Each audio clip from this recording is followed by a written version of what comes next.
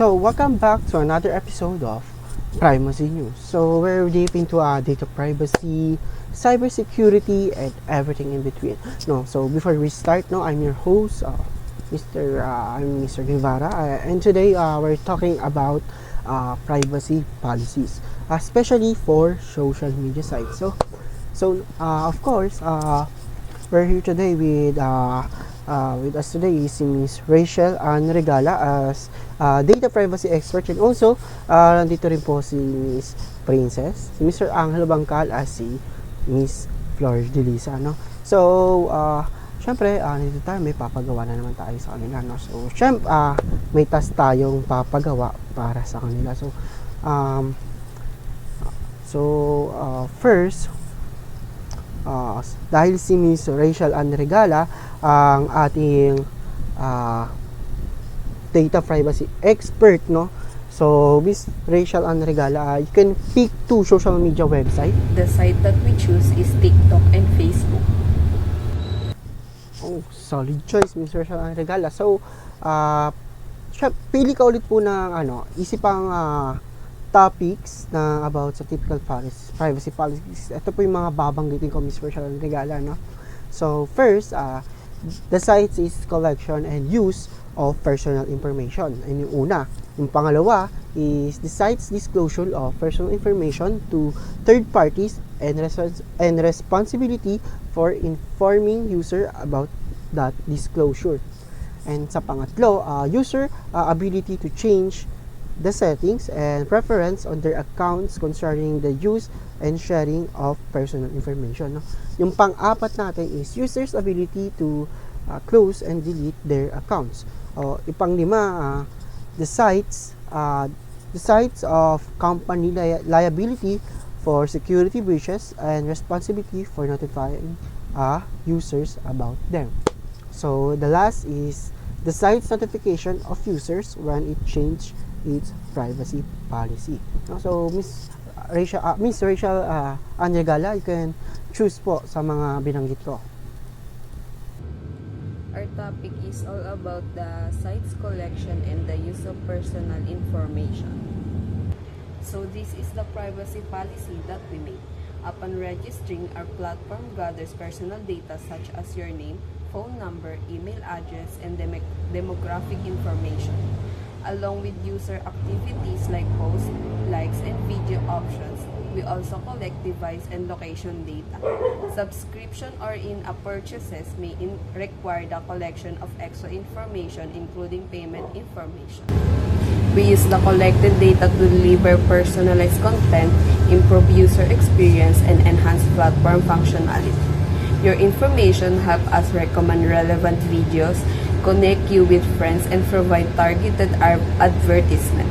Additionally, aggregated and anonymized data may be used for analytical purposes to improve our services and support platform operations. For the last policy, our platform is primarily supported through advertisement tailored to your interests and behavior. We may share anonymized or aggregated data with advertisers to enhance ad effectiveness while maintaining user privacy. For premium features or services, revenue may also be generated through direct purchases or subscription.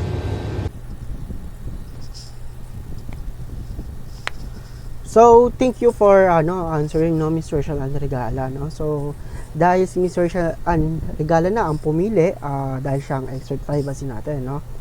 Privacy policy expert, no? So, Mr. Angelo Bangkal, Miss Princess, and Miss Flor Delisa, kayo po ang nagawa ng papasagutan ko sa inyo. Kayo ang sasagot ng pinapasagutan ko sa inyo. So, first, gumawa muna kayo ng draft section for your privacy policies covering the chosen topic. Yung pinili Miss Rachel Ann Regala, no? Your wording should be original, no? So, when you're writing your draft, no, consider the following question, no? So, first, what kind of data is handled by the site? So, the second is, what services is the site provide? And the last one is, how does the site support itself financially, no? So, habang nagda-drop pa, no, sila habang nagtitrap pa sila, no? So, commercial muna tayo, no? Magbabalik pa ang Privacy News.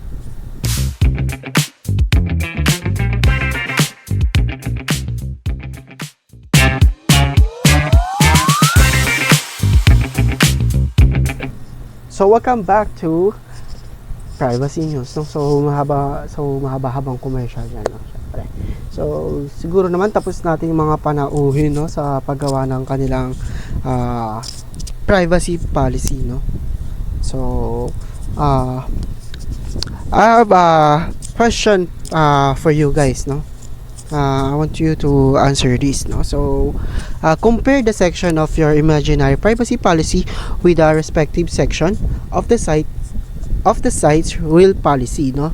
And it considered the following question, no. So first question is, how does your policy compare to the real one, and are there any significant differences? So the second question is this is the second and the last question, no, for you guys. So the last question is, what surprises you about the company privacy policies? So for the answer in the number one will be the comparison. So first is the similarities. So first is data collection.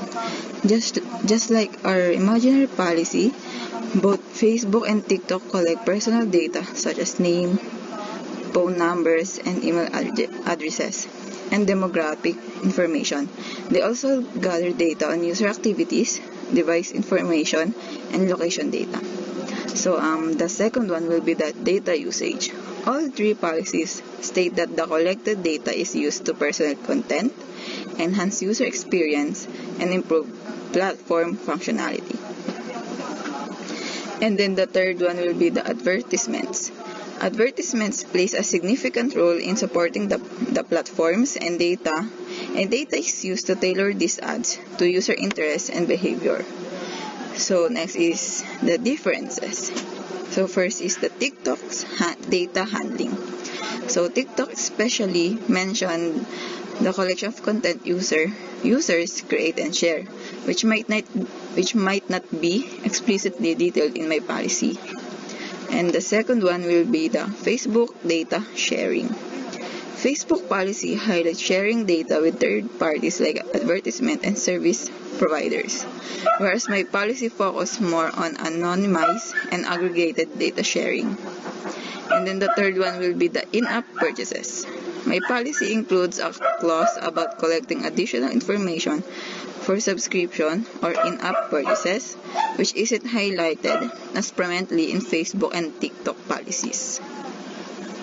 So my answer in number 2 is, in analyzing Facebook and TikTok privacy policy, user might be surprised by the depth of data collection and sharing practices.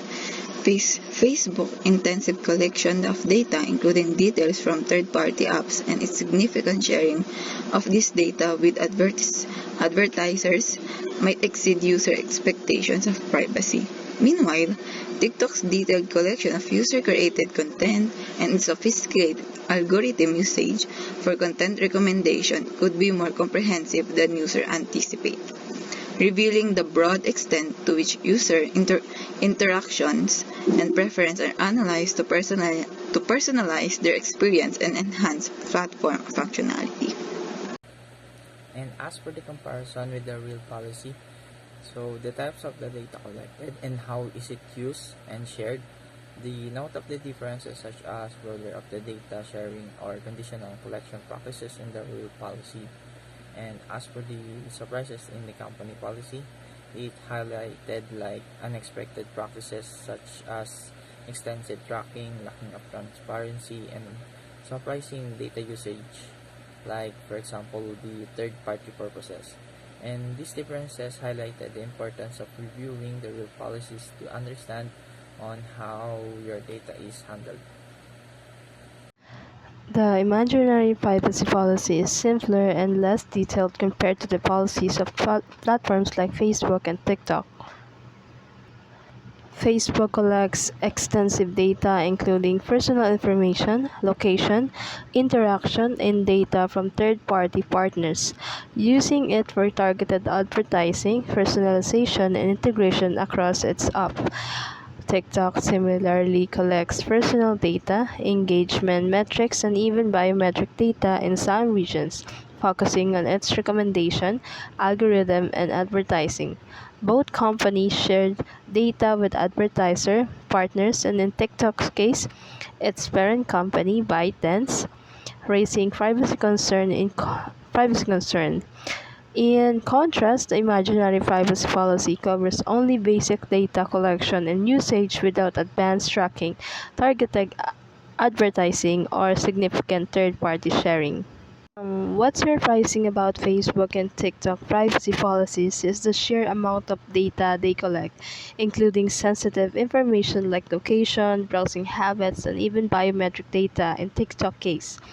They also track user activity across other websites and apps, and the extent of data sharing with advertiser, partners, and other entities is significant.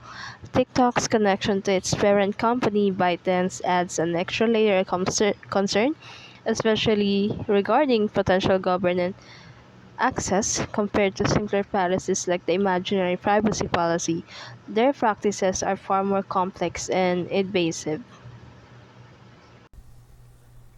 So, thank you for answering, no, Miss Flor de Lisa, no? So, sana sa ating mga manonood ay may natutunan sila, no? So, ako rin magbibigay din naman ako kung para sa bakit nga ba mahalaga itong privacy policies, no? Syempre, privacy policy ay protects sa ating mga personal information, no? Ina-ensure natin yung transparency, build trust, and help organization comply with the legal requirements. It informs user to how their data is collected, used, stored, and shared, safeguarding their rights and preventing misuse. No? So, clear privacy policies also enhance an organization reputation and promote responsible data management. No? So, sana may natutunan na naman kayong ngayong episode, no, ng ating privacy news, sa ating privacy news. So, paano ba yan? Ganito na lang kami, guys. So, sa susunod na ating episode, no? So, see you guys. Bye.